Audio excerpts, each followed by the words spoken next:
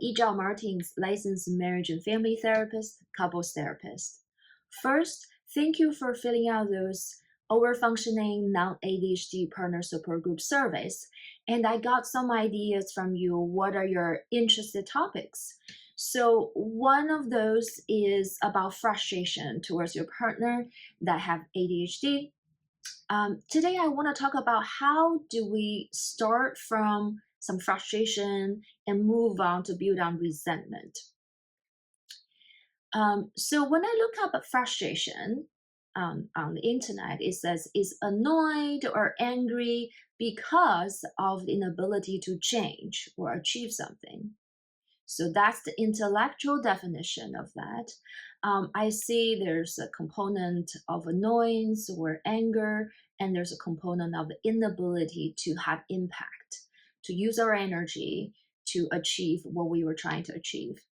So when I talk about frustration, what comes to your mind? Do you have a story that can tell that when you feel frustrated about your partner or their behaviors? What came to my mind was the past weekend I had an incident at a theater watching musicals with my children, and there's a child behind me. She or he was very frustrated, and they did not want to be there to watch the show. They were complaining to their parent.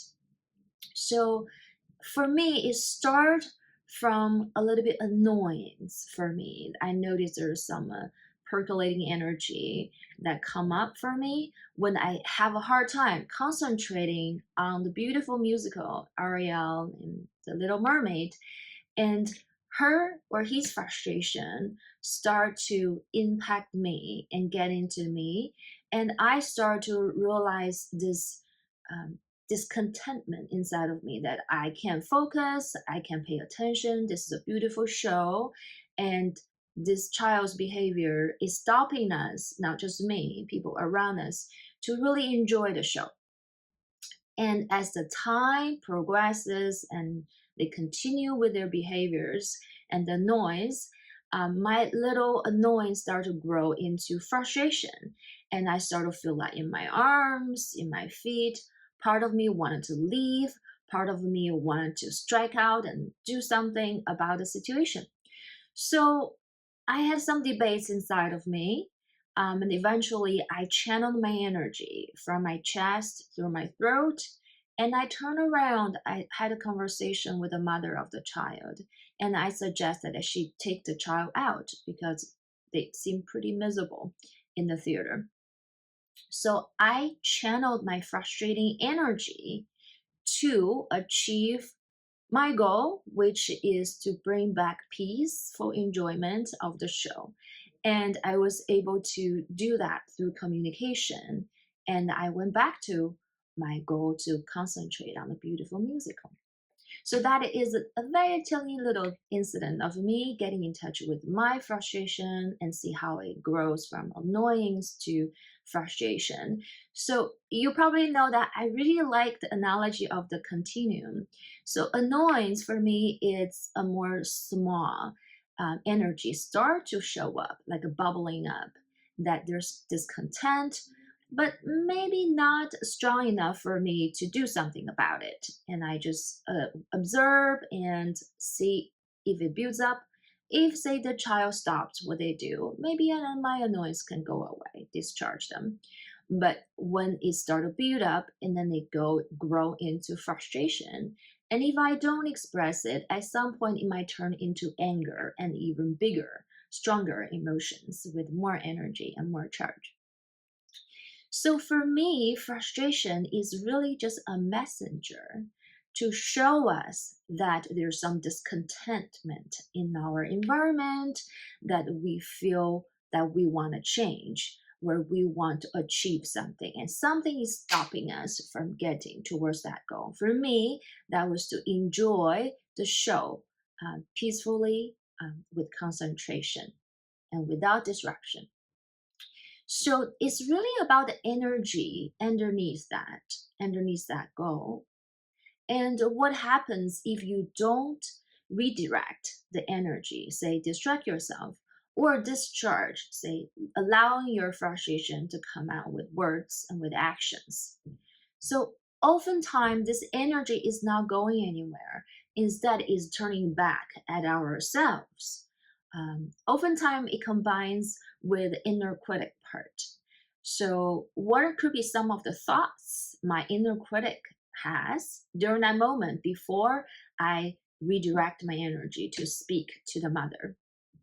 It could be, well, you should be able to focus. Why cannot you?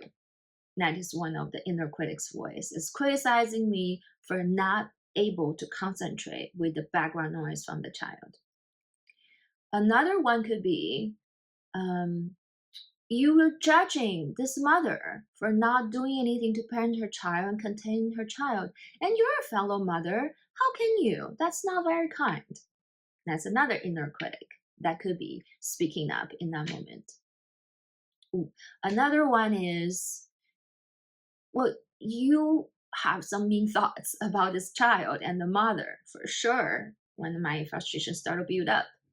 And how old are you? You behaving like a child. If I were to act out those impulses to say mean things, yes, I will be pretty young in that moment. My young part will be taking over. So that's another inner critic is pointing out. The mean thoughts are not even allowed. Pretty harsh, huh? Another one is could be, why don't you say something? You're not saying anything. You're suffering in silence. Just remind you of the time when you're being um, pushed against and your boundary being violated and you're not doing anything. So that could be another protector and with a tone of criticism. How about stop thinking what you're thinking, all this nonsense, just now, concentrate, right? And that's another voice, inner critic, just nudging me to focus and to stop the distraction from the background. So all of those are possibilities of my inner parts that's speaking to you before I gather my energy and externalize it and speak to the parent of this child. Can you think about any time? What is the process for you when you're frustrated with your partner? How did it start with a little seed and then grow into bigger frustration? Were you able to channel your energy and express your frustration? Have a conversation with your partner about it? Or did you let it simmer inside and you have a lot of inner critic and any those voices like the one I illustrated? And if you do not channel that, this may build up into resentment. Again, Google says resentment is bitter indignation of being treated unfairly. I see there are a couple parts to that, maybe four parts. One is the bitterness.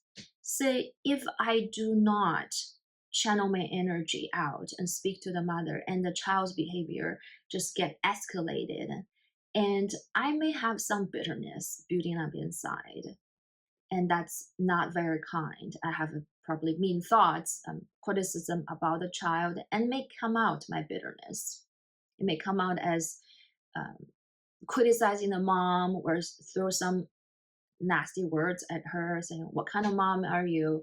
You're not parenting properly," and that wouldn't be very healthy and effective communication. And indignation for me, that's there's some feeling that I'm not being respected in this dynamic from the action they were doing, the child's action and the parent action of non-doing. I could take it as, oh, you're not respecting me, you're not respecting my right to be here and to enjoy this show. Okay. And then there's could be also some unfairness if I have a part of me that's a little bit victim me that may be saying, it's so not fair. How come this child and parent just sit right behind me? Why is always me suffer from being disturbed and not being able to do anything about it? Then that will be a victim part that's speaking up for me about unfairness and take it really personally. But in actually the essence is the child probably just have a hard time tolerating this long musical that is not age appropriate for them. So If I were to target this parent and this child and let my bitterness and my feeling of not being respected and fairness come out in a non contained way, that will be an externalization of conflict. You will see a big conflict in the theater. Or I could be targeting my friend. Actually, I went with my friend who's a male, white male friend. I could have those part of me saying, why doesn't he protect me? Why doesn't he say something? Then I will criticize him. That's actually an outer critic. So can you see that's another dynamic where I pull in another party to actually trying to neutralize what's going inside of me and trying to channel this frustration, but not in a very effective and healthy way. So, what are your stories and what is your internal process when it comes to frustration? Did you allow your frustration to build up into resentment and then splash out resentment towards your partner and not able to contain and observe all those parts inside of you?